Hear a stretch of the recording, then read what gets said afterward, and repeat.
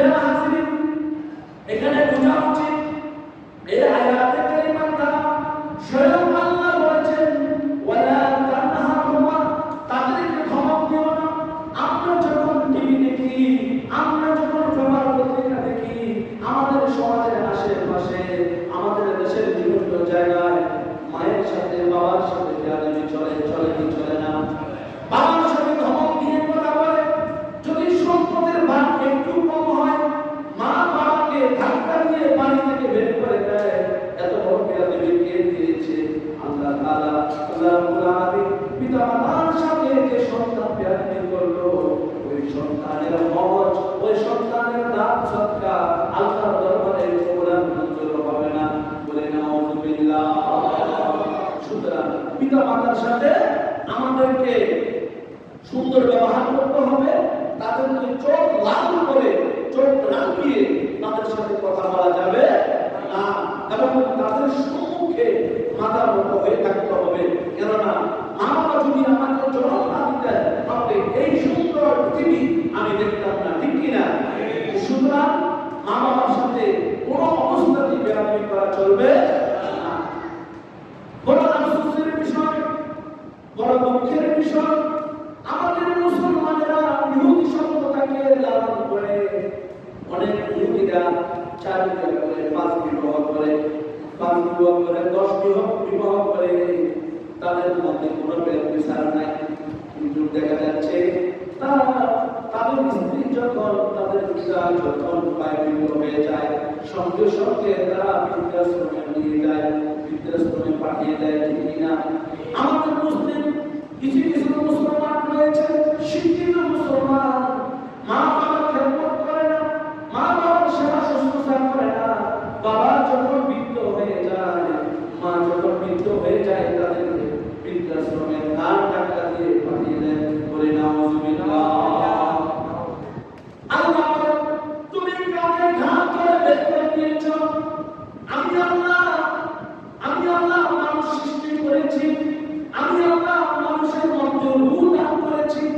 তোমার কথা আমি তো পাওয়ার দেই নাই, তুমি কেন তোমার বাবাকে, তোমার মাকে ঘাট টাকা দিয়ে বের করে বৃদ্ধাশ্রমে পাঠিয়ে দিয়েছ? এত বড় অদৃষ্ট তোমাকে কে দিয়েছে? আমি আল্লাহ তোমার এই আচরণে কখনো বরদাস্ত করব না।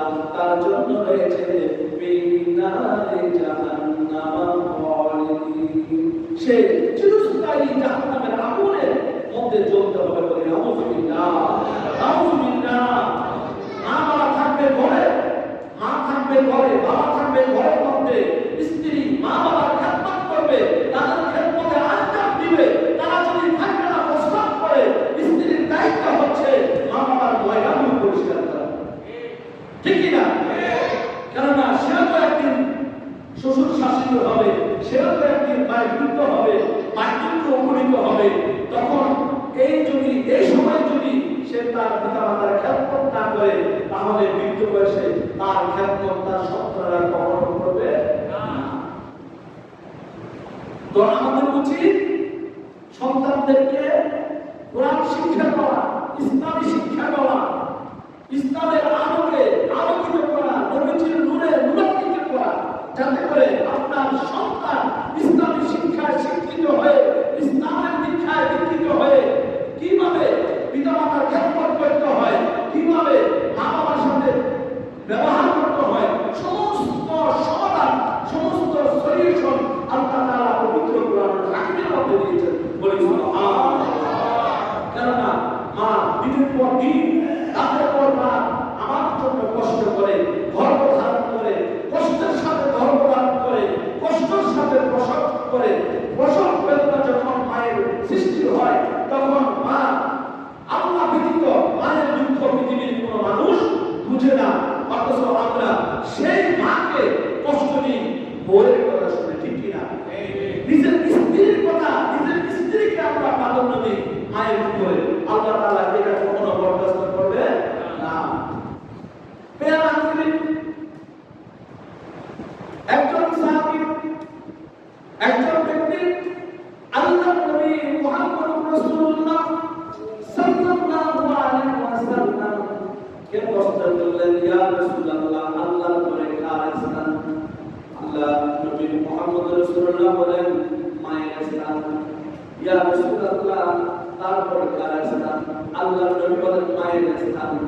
আমার বলেন ইয়া রাসূলুল্লাহ তারপর কার স্থান? আল্লাহর নবী বলেন মায়ের স্থান। আমার আল্লাহর নবীকে জিজ্ঞাসা করলেন ইয়া রাসূলুল্লাহ তারপর কার স্থান? আল্লাহর নবী বলেন তারপর পিতার স্থান। বলি সুবহানাল্লাহ। মায়ের কথা তিনবার উল্লেখ করেছেন, পিতার কথা একবার উল্লেখ করেছেন। সুতরাং মায়ের হক, পিতা মাতার হক আমাদেরকে দায়িত্ব পালন করতে হবে। পিতা মাতার হক পিতা মাতাকে বুঝে দিতে হবে, ঠিক কিনা? আল্লাহর নবী মুহাম্মদুর রাসূলুল্লাহ সাল্লাল্লাহু আলাইহি ওয়াসাল্লাম যখন প্রথম জুমার নামাজ পড়ার জন্য, জুমার নামাজের খুতবা দেওয়ার জন্য আল্লাহর নবী যখন প্রথম সিজদে উঠলেন, তখন আল্লাহর নবী বলেন আল্লাহুম্মা আমিন। দ্বিতীয় সিজদে যখন উঠলেন আল্লাহর নবী বলেন আল্লাহুম্মা আমিন। তৃতীয় সিজদে যখন উঠলেন আল্লাহর নবী বলেন আল্লাহুম্মা আমিন। সাহাবায়ে কেরাম সকলে জিজ্ঞাসা করলেন ইয়া রাসূলুল্লাহ, ইয়া হাবিবাল্লাহ, আজকে আপনি আমিন আমিন বলছেন, আপনি সম্পূর্ণ কিছু হচ্ছে বিরোধী লাগে, আপনি কেন আমিন বললেন? একবার বললেন, দুইবার বললেন, তিনবার আমিন বললেন, ইয়া রাসূলুল্লাহ এর রহস্য কি? আল্লাহর নবী মুহাম্মদুর রাসূলুল্লাহ সাল্লাল্লাহু আলাইহি ওয়াসাল্লাম বলেন, আমি যখন প্রথম ধাপে প্রথম সিজদে পা রাখি, আমি তখন দেখলাম হযরত জিবরাইল আলাইহিস সালাম বললেন, ওই ব্যক্তি ধ্বংস হোক, ওই ব্যক্তি ধ্বংস হোক যে ব্যক্তি আমি নবী মুহাম্মদুর রাসূলুল্লাহ সাল্লাল্লাহু আলাইহি ওয়াসাল্লামের নাম শুনলো কিন্তু নবীর উপর দুরূদ পড়ল না। তখন জিবরাইল আলাইহিস সালাম বললেন, ওই ব্যক্তি ধ্বংস হোক। তখন আমি বললাম আল্লাহুম্মা আমিন। তারপর আমি যখন দ্বিতীয়বার সিজদে পা রাখি, তখন বললাম আমি। জিবরাইল আলাইহিস সালাম বলেন, ওই ব্যক্তি ধ্বংস হোক যে ব্যক্তি রমজান থেকে নিজের গুনাহগুলো ক্ষমা করল না। আমি বললাম ধ্বংস, আমি বললাম আমিন। তারপর যখন তৃতীয় ধাপে তৃতীয় সিজদে উঠি, তখন বললাম আমিন। জিবরাইল আলাইহিস সালাম বলেন, ওই ব্যক্তি ধ্বংস হোক যে ব্যক্তি পিতামাতা একজনকে অথবা দুজনকে পেয়েও তারা জান্নাতের ভাগীদার হইতে পারলো না, জান্নাত অর্জন করতে পারলো না, তারা ধ্বংস। তখন আমি বললাম আমিন। এই হাদিস দ্বারা স্পষ্ট প্রমাণিত হয় পিতামাতার খেদমত ছাড়া আল্লাহ কখনো আমাদেরকে কবুল করবে না। অর্থাৎ পিতামাতার খেদমত করতেই হবে, করতেই হবে। স্ত্রীর কথা শুনিয়া মা বাবাকে ঠকানো যাবে না। মা বাবার হক দিতে হবে, অধিকার থেকে তাদেরকে কখনো বঞ্চিত করা যাবে না। আল্লাহ রাব্বুল আলামিন আমাদের সকলকে পিতামাতার হক, পিতামাতার অধিকার পরিপূর্ণভাবে বাস্তবায়ন করার আল্লাহ তাআলা আমাদেরকে তৌফিক দান করুন। বলেন আল্লাহুম্মা আমিন। আল্লাহুম্মা সাল্লি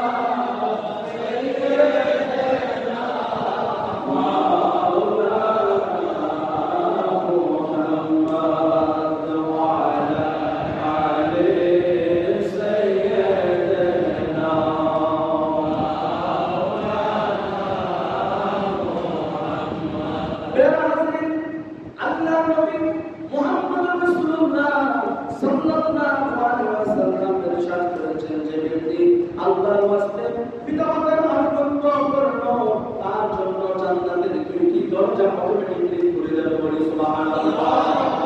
আর যে ব্যক্তি পিতামাতার সাথে বেয়াদবি করলো, তার জন্য জাহান্নামের দুইটি দরজা খোলা যাবে। তার জন্য জাহান্নামের দুইটি দরজা অটোমেটিক্যালি খোলা যাবে। নাউযুবিল্লাহ। আর যে ব্যক্তি পিতামাতার মধ্যে একজনকে পেয়েছে, একজনের খেদমত করলো, তার জন্য একটি জান্নাত খোলা হবে। আর যদি পিতামাতার মধ্যে একজন থাকে, তাদের সাথে বেয়াদবি করলো, তার জন্য জাহান্নামের একটি দরজা খোলা থাকবে। বলে নাউযুবিল্লাহ। তো সুতরাং আল্লাহ রাসূল সাল্লাল্লাহু আলাইহি ওয়াসাল্লাম বলেছেন, পিতামাতার খুশি আল্লাহ খুশি, পিতামাতা অসন্তুষ্ট আল্লাহ অসন্তুষ্ট। পিতামাতা অসন্তুষ্ট, আল্লাহ কি অসন্তুষ্ট।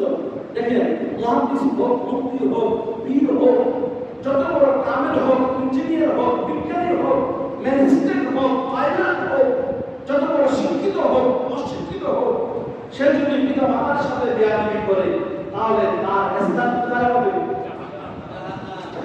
তার স্থান কোথায়? জাহান্নাম। সুতরাং আপনি 10 তলা বিল্ডিং দিয়েছেন, আপনি জাকাতের টাকা মানুষকে দিয়েছেন, আপনি অনেক দান দক্ষিণা করেছেন, কিন্তু দেখা যাচ্ছে পিতা মাতার সাথে আপনি বেয়াদবি করেছেন, আপনার এই ইবাদত বন্দেগী আল্লাহর দরবারে পশ্চিম কালো কবুল মঞ্জুর। তো সুতরাং মায়ের দোয়াতে জান্নাত, আবার মায়ের বরকতে কি আল্লাহ তাআলা আমাদের সকলকে বুঝার তৌফিক দান করেন, বলে আমিন। আমাদের সমাজে এমন এমন আচরণ আমরা দেখি, পিতা মাতার সাথে বেয়াদবি করে।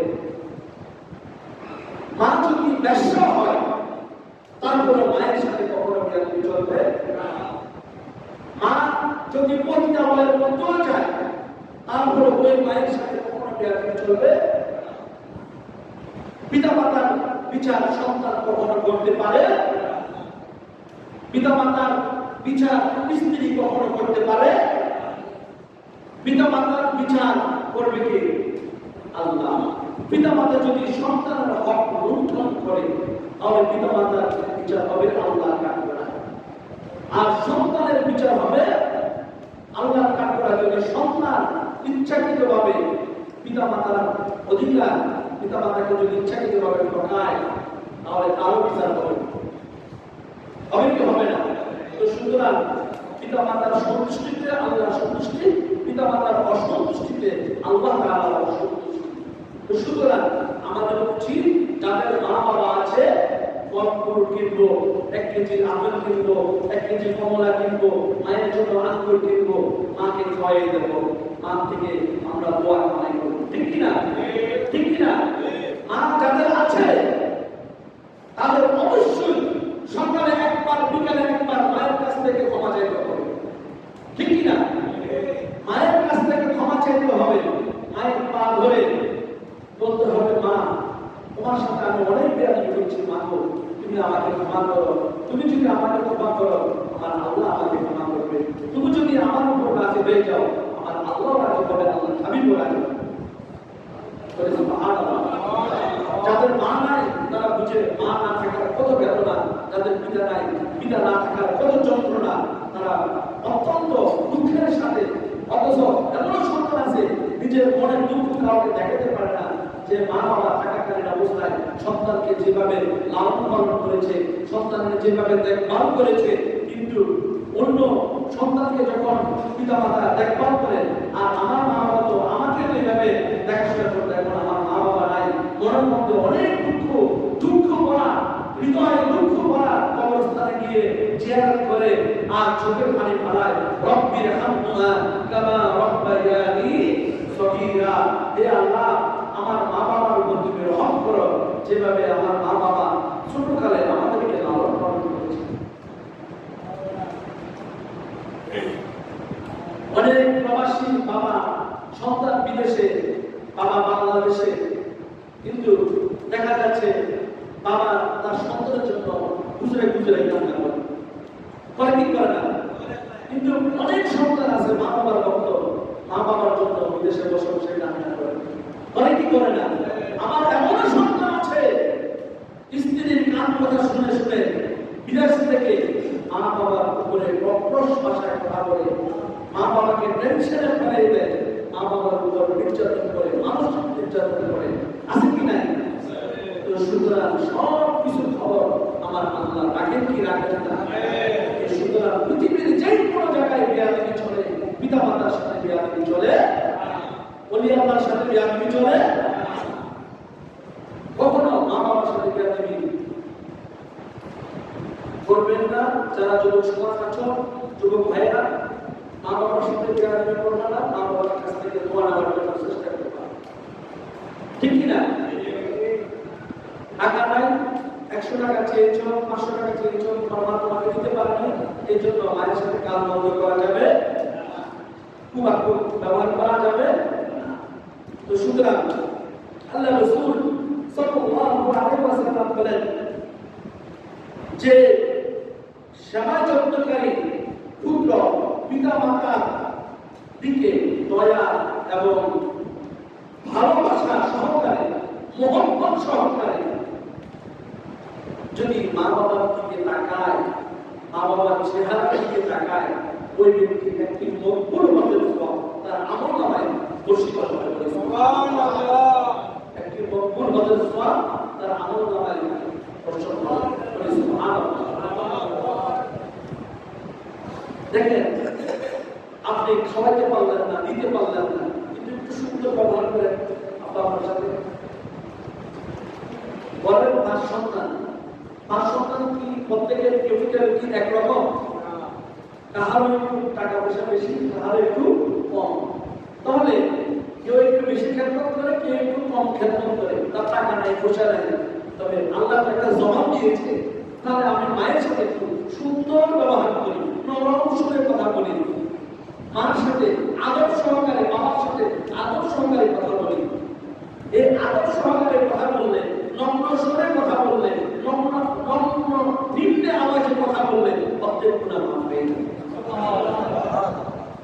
যদি আমরা ওইভাবে যদি মা বাবাকে নিজের মধ্যে লালন পালন করতে পারি। আজকে দেখেন সমাজের মধ্যে, দেশের মধ্যে মারামারি, হানাহানি, কাটাকাটি। বাবা মারা গেছে, বাবার জানাজার নামাজ পড়তে দিবে না সন্তান, কেন? সে ভাগের সম্পদ কম পায়। বাবা মারা গেল, মারা যাওয়ার পরও এই মরা লাশটাকে তারা কি করছে? অপমানিত করছে। সন্তান সম্পদের আশায়। এরকম আছে না নাই? কোন মানুষ যদি মারা যায়, যদি টাকা পয়সা পেট পাওয়ার ইচ্ছা থাকে বা টাকা পয়সা পাবেন এমন কোন ধারণা থাকে, তাহলে তার ওয়ারিশ আছে, তার সন্তান আছে, তার জানাজার নামাজ বন্ধ করা যাবে না। এটা সরাসরি আল্লাহর সাথে বিরোধিতা করা। জানাজা বন্ধ করে কিন্তু মোটা মানুষ কিছু দিবে কে? তার সন্তানরা আছে, তার আত্মীয় স্বজনরা আছে, আমাদের আছে, আমাদের কাছ থেকে চাওয়া যাবে। কিন্তু তার জানাজা বন্ধ করে তাকে অপমান করা, এটা সম্পূর্ণ ইসলাম বিরোধী, কোরআন বিরোধী, আল্লাহ রাসূল বিরোধী। এই কাজ কখনো করা যাবে না। আল্লাহ তাআলা আমাদের সকলকে আমল করার তৌফিক দান করে বলে আল্লাহুম্মা আমিন। হযরত মূসা আলাইহিস সালাম আরশের পাশে এক লোককে দেখে ঈর্ষান্বিত করলেন। এই লোকটা হযরত মূসা আলাইহিস সালাম আরশের পাশে এক লোককে দেখে ঈর্ষান্বিত করলেন। এই লোক এত উচ্চ নেতৃত্বে কিভাবে পৌঁছলো? এই লোকটা এত উচ্চ মর্যাদা সম্পন্ন কিভাবে হলো? তখন আল্লাহ তাআলা বলেন যে এই লোক পৃথিবীর মধ্যে মানুষকে যে সম্পদ আল্লাহ দান করেছেন, এই কখনো অন্যের সম্পদ নিয়ে হিংসা বিদ্বেষ করে নাই। হিংসা বিদ্বেষ করে নাই।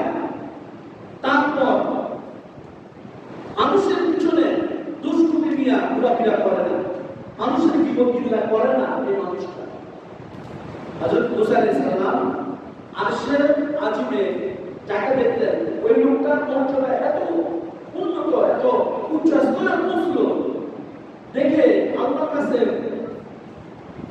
জিজ্ঞাসা করলেন, হে বারে লাগি, এই লোকের আমলটা কি?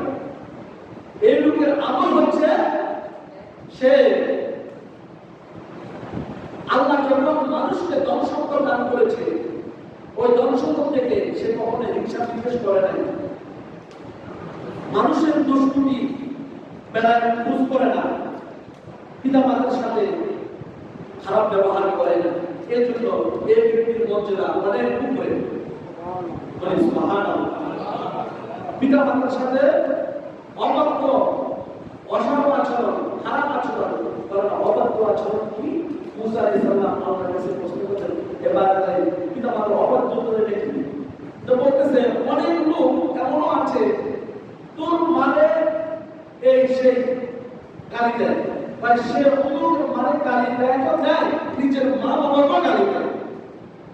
অন্যের পিতা মাতাকে গালি দেওয়া মানে নিজের মা বাবাকে গালি দেওয়া। এটা হচ্ছে পিতা মাতার অবাধ্যতা, এটা হচ্ছে ফাসিকি কাজ।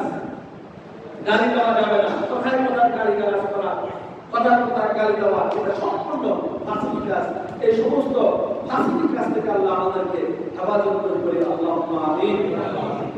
মেরা হাজিরিন, আল্লাহ নবী মুহাম্মদুর রাসূলুল্লাহ সাল্লাল্লাহু আলাইহি ওয়াসাল্লাম একজন বিশিষ্ট সাহাবী, যার নাম হচ্ছে আলকামা রাদিয়াল্লাহু তাআলা। আলকামা রাদিয়াল্লাহু তাআলা ভীষণ রোগে আক্রান্ত, অসুস্থ। সাহাবায়ে কেরাম দলবদ্ধ হয়ে আলকামা রাদিয়াল্লাহু তাআলাকে দেখতে গেলেন। আর দেখলেন আলকামা রাদিয়াল্লাহু তাআলা মৃত্যু হয়ে যাবে, অল্প সময় বাকি আছে। আলকামা রাদিয়াল্লাহু তাআলা এই অবস্থা দেখে সবাই আল্লাহর নবী মুহাম্মদুর রাসূলুল্লাহ সাল্লাল্লাহু আলাইহি ওয়াসাল্লামের নিকট আসলেন। ইয়া রাসূলুল্লাহ, ইয়া হাবিবাল্লাহ, যে আপনার একজন বিশিষ্ট সাহাবী আলকামা রাদিয়াল্লাহু তাআলা অনেক অসুস্থ। ইয়া রাসূলুল্লাহ, তার জবান দিয়ে কলমা বের হচ্ছে না। আমরা অনেক চেষ্টা করেছি কলমা বের করার জন্য, কিন্তু আমরা পারি না। আল্লাহর নবী মুহাম্মদুর রাসূলুল্লাহ সাল্লাল্লাহু আলাইহি ওয়াসাল্লাম বলেন, তোমরা আবার যাও, চেষ্টা করো তার জবান থেকে কলমা বের করতে পারো কিনা। তারপর তারা ব্যর্থ হয়ে আল্লাহর নবীর কাছে আসলো। ইয়া রাসূলুল্লাহ, আমরা অনেকবার চেষ্টা করেছি, আমার জবান থেকে কলমা বের করতে পারছি না।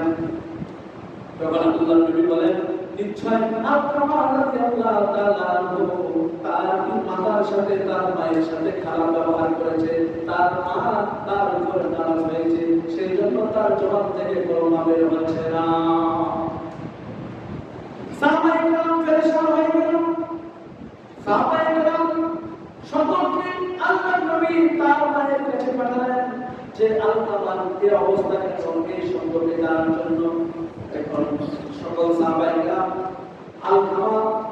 আলকামা রাদিয়াল্লাহু তাআলার মায়ের কাছে আসলেন যে আপনার সন্তানের এই অবস্থা কেন? আমার সন্তান আমার সাথে বিয়াদবি করেছে, আমার সন্তান আমার সাথে। রাসূলুল্লাহর একজন সাহাবী আলকামা রাদিয়াল্লাহু তাআলা, অর্থাৎ সেই ঘরের মধ্যে তার মায়ের উপর স্ত্রীকে প্রাধান্য দিত, তার মায়ের চাইতে স্ত্রীকে দিত, প্রাধান্য দিত, স্ত্রীর কথা শুনতো সবসময়, মাকে অবজ্ঞা করতো, অবহেলা করতো। তো মা এই সাহাবীর উপরে নারাজ হয়ে গেলেন। তার মা বললেন, না, আজকে আমি আলকামা রাদিয়াল্লাহু তাআলাকে আমি ক্ষমা করব না। এই কথা সাহাবায়ে কেরাম আল্লাহর নবীকে জানালেন। আল্লাহর নবী মুহাম্মদ রাসূলুল্লাহ সাল্লাল্লাহু আলাইহি ওয়াসাল্লাম একটা সিদ্ধান্ত দিলেন যে আলকামা রাদিয়াল্লাহু তাআলা তোমরা আগুনের পুতুলি তৈরি করো, আগুনের পুতুলি তৈরি করো, লাঠি নিয়ে আসো। আলকামা রাদিয়াল্লাহু তাআলাকে দুজনের আগুনের চাইতে দুনিয়ার আগুনের মধ্যে তাকে নিক্ষিপ্ত করে দাও, কারণ সে তার মায়ের সাথে কি করেছে? বিয়াদবি করেছে। মা তো ক্ষমা করছে না, তাকে তো মা মাফ দিচ্ছে না। তাহলে এই আলকামাকে দুজনের আগুনের চাইতে দুনিয়ার আগুনের মধ্যে জ্বালাইয়া সারকার করে দাও। সাহাবায়ে কেরাম আগুনের কুণ্ডলী তৈরি করলেন, কাঠ আনলেন, কাঠ এনে আগুন জ্বালিয়ে দিলেন। এখন আলকামা রাদিয়াল্লাহু তাআলা নবীকে দিলেন আগুনের মধ্যে নিক্ষিপ্ত করার জন্য। হঠাৎ করে তার মায়ের চোখে পড়ল, ওগো সাহাবারা, তোমরা আলকামাকে কোথায় নিয়ে যাচ্ছ? আল্লাহর নবী মুহাম্মদ রাসূলুল্লাহ সাল্লাল্লাহু আলাইহি ওয়াসাল্লাম আমাদেরকে হুকুম দিয়েছেন আলকামাকে আগুনের মধ্যে নিক্ষিপ্ত করতে। জ্বলন্ত আগুনে কেন? তাই আপনি তো আলকামাকে ক্ষমা করছেন না, সেজন্য তাকে দুজকের আগুনের চাইতে দুনিয়ার আগুনের মধ্যে জ্বালিয়ে দিতে আমরা রাসূলুল্লাহর হুকুম আমাদেরকে পালন করতে দিন।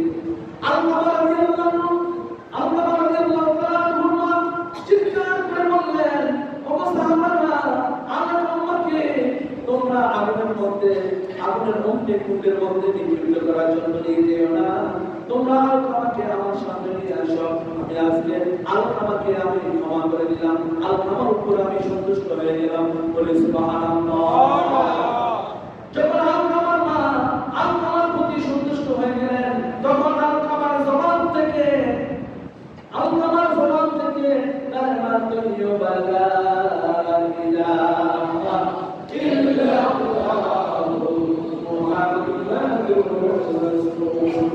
এতক্ষণ পর্যন্ত কলমা জবাব থেকে বেরোচ্ছেন, এতক্ষণ পর্যন্ত কলমা জবাব থেকে যখন তার মা তাকে মাফ করে দিল, ক্ষমা করে দিল, সাথে সাথে তার জবানে লা ইলাহা ইল্লাল্লাহ মুহাম্মাদুর রাসূলুল্লাহ চলে আসে।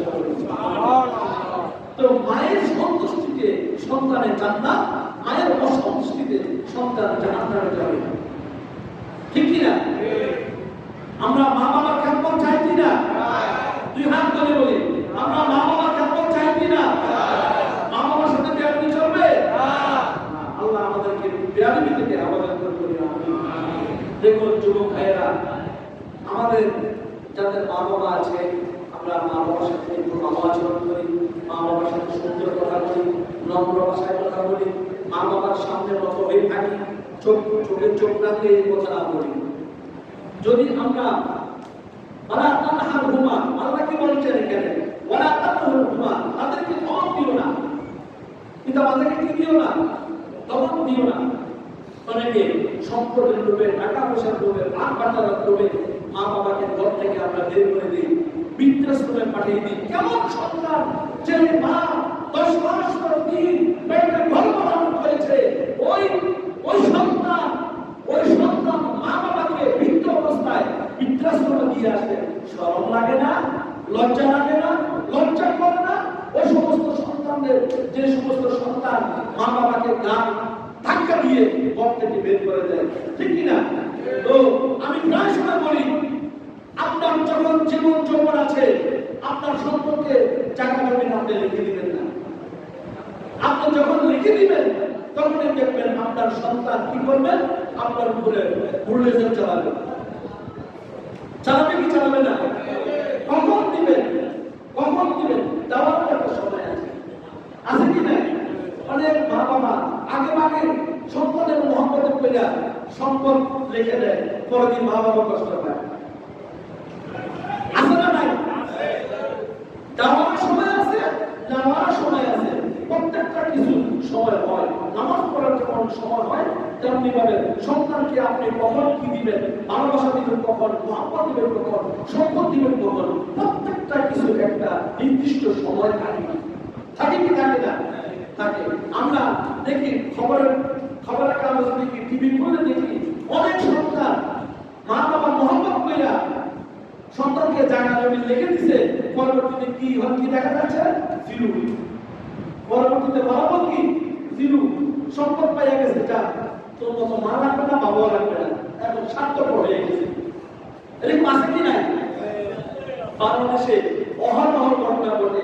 ফেসবুক দেখেন, প্রত্যেকটা ইয়েতে দেখেন, মা বাবার উপরে নির্যাতন, গরম পানি নিক্ষেপ করা হয় পিতা মাতার গায়ে, শরীরে, ঠিক কিনা? স্ত্রীর কথা শুনে। আর যোগ্য সন্তান যারা আছে, শিক্ষিত সন্তান যারা আছে, ইসলামী শিক্ষার শিক্ষিত যারা আছে, তারা মাকে মায়ের বুঝ, শ্বশুরকে শ্বশুরের বুঝ, স্ত্রীকে স্ত্রীর বুঝ দেয়, ঠিক কিনা? স্ত্রীকে স্ত্রীর বুঝ দিতে হবে, মাকে মায়ের বুঝ দিতে হবে, বাবাকে বাবার বুঝ দিতে হবে, ঠিক কিনা? স্ত্রীর কথা শুনে পিতা মাতার উপরে টর্চারিং করা যাবে না, তাদেরকে অপমান করা যাবে না, তাদেরকে তাদের অধিকার থেকে বঞ্চিত করা যাবে না। আজকে সমাজ সংসার কেন ধ্বংস হচ্ছে? সন্তান যখন পিতা মাতার সাথে বেয়াদবিতে লিপ্ত, ঠিক কিনা? বেয়াদবিতে লিপ্ত থাকার কারণে আজকে সংসারের মধ্যে অবনতি দেখা যাচ্ছে। আমরা এমন খবর দেখেছি যে সন্তান থাকে লন্ডনে, আমেরিকায়, কিন্তু তার মা মৃত্যুবরণ করেছে, কিন্তু মায়ের কবরটা পর্যন্ত দেওয়ার জন্য আশা নেই। ঘরের মধ্যে, বাসাবাড়ির মধ্যে মা মৃত্যুবরণ করেছে, মায়ের পুষ্ট সুখে সসির হয়ে গেছে, কঙ্কাল পর্যন্ত হয়ে গেছে, ওই কঙ্কালকে রিসিভ করার জন্য একজন লোক আসে না। এই মায়ের মতো ঘোড়া গোপাল আপনি হতে পারে? হ্যাঁ, এই মায়েরকে এত কষ্ট দেওয়া, যন্ত্রণা দেওয়া, এটা একমাত্র এজিডি স্বভাব, ঠিক কিনা? একমাত্র এজিডি খাসন পিতা মাতাকে কষ্ট দেওয়া। সুতরাং কোন অবস্থাতেই কোন ক্রমে মা বাবাকে কষ্ট দেওয়া যাবে না।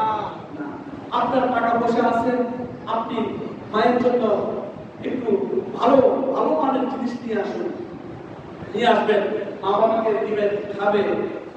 তারপর মায়ের ওষুধ আছে কিনা, মায়ের ওষুধ আছে কিনা, স্ত্রীকে বলবেন সময় মতো আমার মাকে ওষুধ খাওয়াই দিবা, না পান আবার সার্জেল ওটা থেকে একটা ভিটামিন এ ভিটামিন প্লাস, হ্যাঁ ওটা থেকে কোনটা এই ওষুধগুলো স্ত্রীকে বলবেন যে আমার মাকে খাওয়াই দিবা। আমার মা ওই বয়স নাই, ওই সময় নাই, আমার মা চেয়ে খাবে।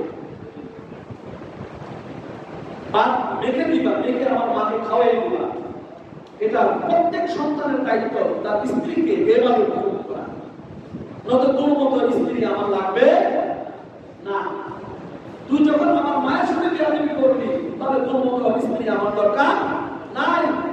স্ত্রী মা গেলে মা পাওয়া যাবে না, কিন্তু স্ত্রী গেলে বউ গেলে বউয়ের অভাব হবে না, হবে না। যে স্ত্রী বিয়াদব সেই সংসারের মধ্যে কখনো আল্লাহর রহমত পৌঁছতে পারে না। কথা কি বুঝা আসছে? তো সুতরাং স্বামী স্ত্রী পিতা মাতা সন্তান পিতা মাতার খ্যাতমত করবে, আর যোগ্য সন্তান যারা তারা স্ত্রীদেরকে শাসনে রাখে, ঠিক কিনা? আবার বেশি শাসন করেন না, যে শাসন করলে আবার লেবু বাবা পিতা হয়ে যায়, বেশি চিনলে কি হয়ে যায়? পিতা হয়ে যায়। অনেক সময় মা বাবার সাথে স্ত্রীর উপর কি করতে হবে? শাসন করা যাবে। স্ত্রীকে হাত দিয়ে মার দেওয়া যাবে না, থাপ্পড় দেওয়া যাবে না, লাঠি নেওয়া যাবে না, ধমক দিয়ে কথা বলবে। কে দিয়ে? ধমক দিয়ে। অনেক সময় দেখায় স্ত্রীর গায়ে এসিড মারে, আছে না? কেরাসিন তেল নিক্ষেপ করে, আছে না আমাদের দেশে? না, এগুলো হচ্ছে অন্যায়। এই সমস্ত কার্যকলাপ করা যাবে না, যেটা কোরআন সুন্নাহ বিরোধী। যেটা কোরআন সুন্নাহ বিরোধী, এই কাজ কখনো করা যাবে না। স্ত্রীকে সুকৌশলে আপনি কথা বলবেন যাতে আপনার শাসন সে শুনতে সে বাধ্য হয়ে যায়, ঠিক কিনা? সুতরাং আমাদেরকে এইভাবে সমাজ সংসার পরিচালনা করতে হবে। এইভাবে যদি আমরা কোরআন সুন্নাহ ভিত্তিক সংসার যদি পরিচালনা করি, তাহলে আল্লাহ তাআলা আমাদের সংসারের মধ্যে অগণিত অপূর্ণত রহমত বরকত দান করবেন বলে আমিন। তাহলে আজকে থেকে আমরা কি মা বাবার সাথে বেয়াদবি করব? কি মা বাবার কথা শুনবো? বলে ইনশাআল্লাহ শুনবো। শুনেন, আল্লাহ রাসূল সাল্লাল্লাহু আলাইহি ওয়াসাল্লাম ইরশাদ করেছেন যে মায়ের পায়ের তলে সন্তানের কি? মায়ের পায়ের তলে সন্তানের বেহেশত দূরে না, বেশি দূরে না। আপনি মা বাবার খেদমত করেন, বেহেশত পেয়ে যাবেন। আল্লাহ রাসূল সাল্লাল্লাহু আলাইহি ওয়াসাল্লাম বলেন যে পিতা মাতার খেদমত কেমন? নামাজ, রোজা, সাদকা, হজের সাথে, জিহাদের সাথে পিতা মাতার খেদমত করা উত্তম। হজের চাইতে, সদকা দেওয়ার চাইতে, নামাজ পড়ার চাইতে পিতা মাতার খেদমত করা উত্তম। যেখানে উত্তম বলেছে আল্লাহ রাসূল সাল্লাল্লাহু আলাইহি ওয়াসাল্লাম, সেখানে পিতা মাতার সাথে বিয়াদবি করা চলবে না। আমরা দেখি মা বাবা বৃদ্ধ হয়ে গেছে, গোসল করতে পারে না, পানির কলসি হাতে নিতে পারে না, হ্যাঁ, কিন্তু খুব কষ্ট করে পিতা গোসল করে। কিন্তু পিতা খুব মর্মান্তিক হৃদয় বিদারক ঘটনা আমরা বাংলাদেশে দেখি। আপনি সন্তান হয়েছেন, বাবাকে গোসল করে দিবেন সাবান দিয়ে।